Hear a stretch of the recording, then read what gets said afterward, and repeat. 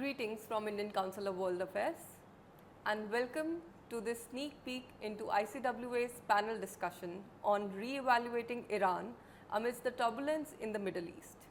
I am Avni, Research Associate at the Council, and it's my pleasure to welcome the chair of the panel discussion, Ambassador D.P. Srivastava, former Ambassador of India to Iran. Welcome to the Council, sir. Thank you.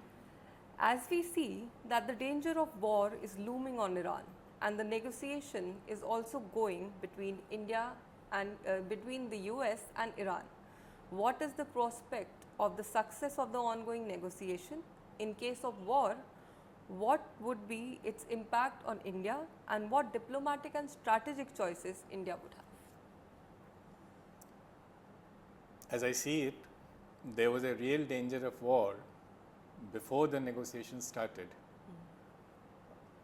President Trump had said this, but since the negotiations have started, that danger has receded.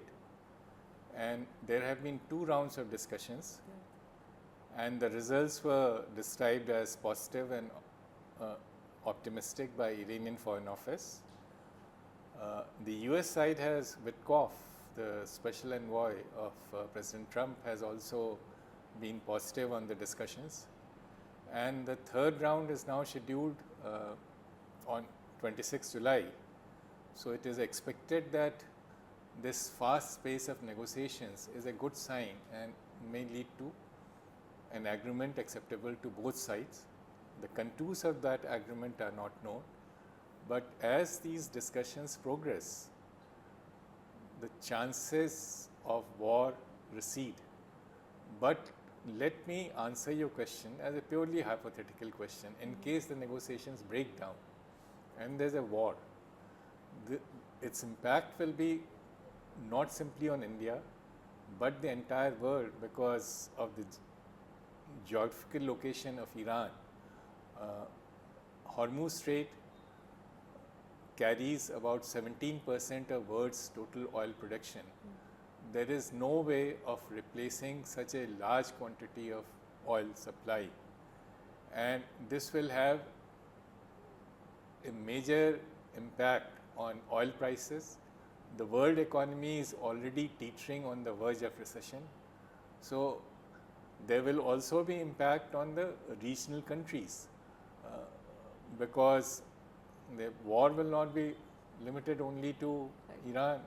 Iran has already conveyed a threat or a message to some of its neighboring countries that in case they participated in any hostility against Iran, there will be consequences.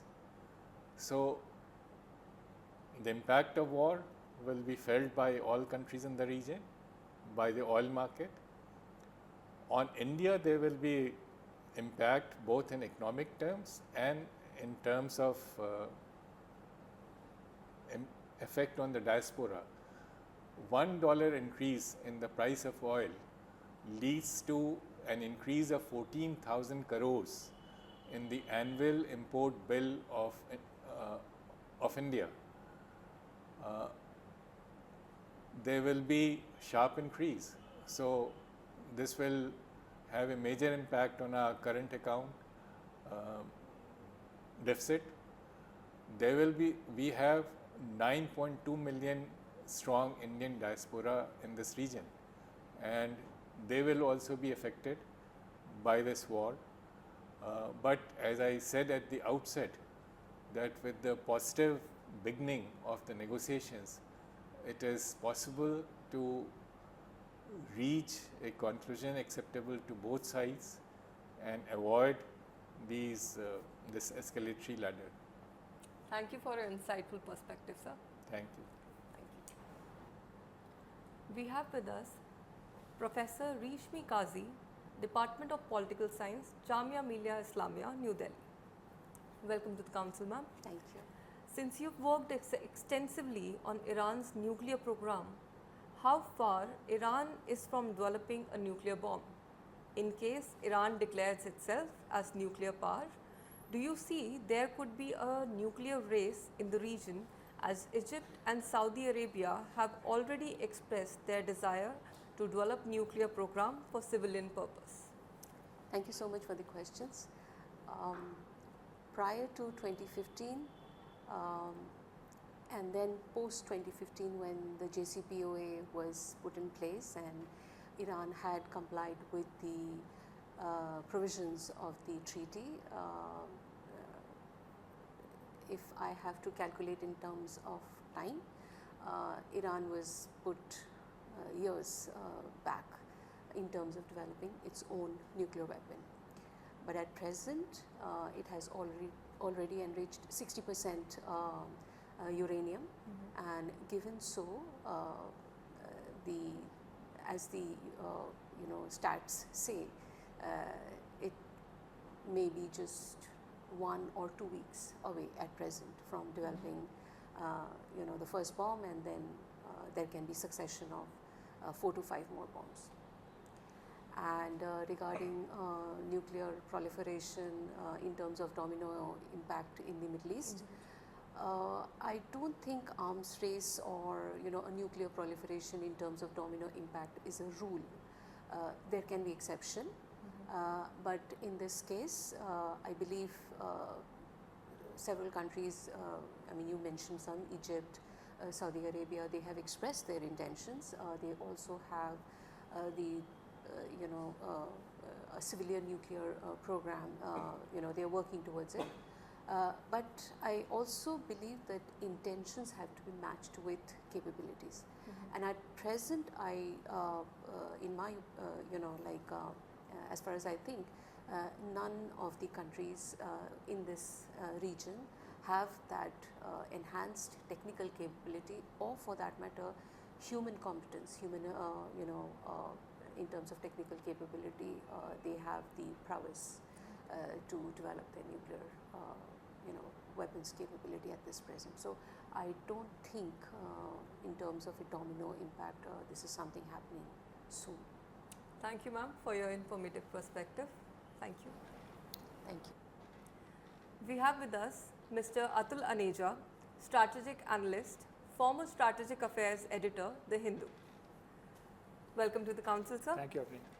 Do you see any role for Russia or China in case of war-like situation emerges between Iran and the US, in the light of the reports that the Iranian foreign minister traveled to Moscow to appraise about the first round of negotiations happened in Oman? I think both the Russians and Chinese in that order have a role to play. First of all, in the preemptive phase, in the sense of making a situation where Israel would be deterred from attacking Iran. And you can see that there has already been a treaty of peace and friendship, in fact a comprehensive strategic partnership between Iran and Russia. And that comprehensive strategic partnership includes a very strong element of security. And I would suppose for the Russians, if there is regime change in Iran, that would be catastrophic, because that means that this cascade of regime change comes very closer to their border, which enters Eurasia. So I think the Russians would play a major role to deter such a eventuality. Diplomatically too, I think they'll play a role, because they have a track with Israel. As far as Chinese are concerned, Chinese involvement in the region and with Iran is more geo-economic than military or security oriented. But definitely they are an interested party to make sure that there is peace and tranquility and stability in that part of the world from a geo-economic perspective.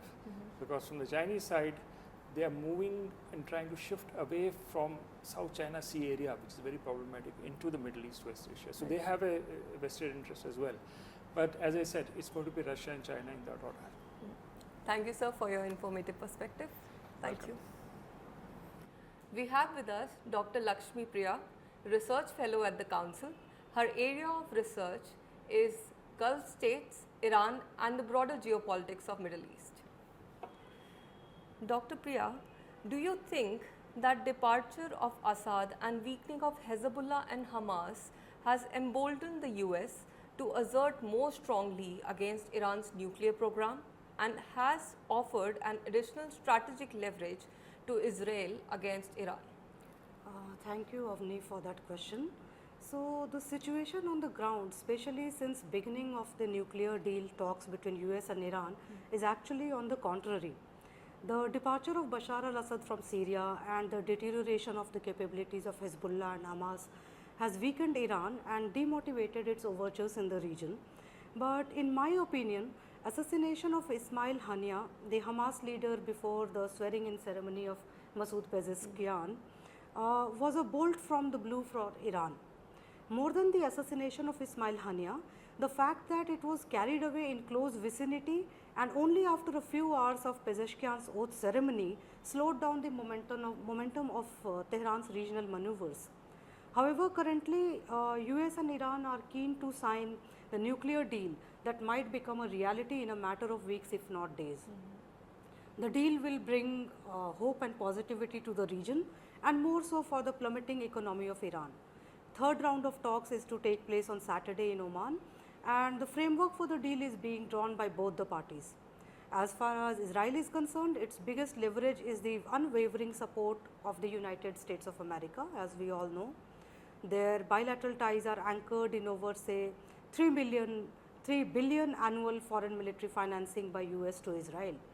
And no regional country, Arab or non-Arab, can stand up to this solid force of Israel supported by the US. Thank you. Thank you, ma'am, for your insightful perspective. Thank you for joining us. Do visit our YouTube channel to know more about the full panel discussion. Thank you.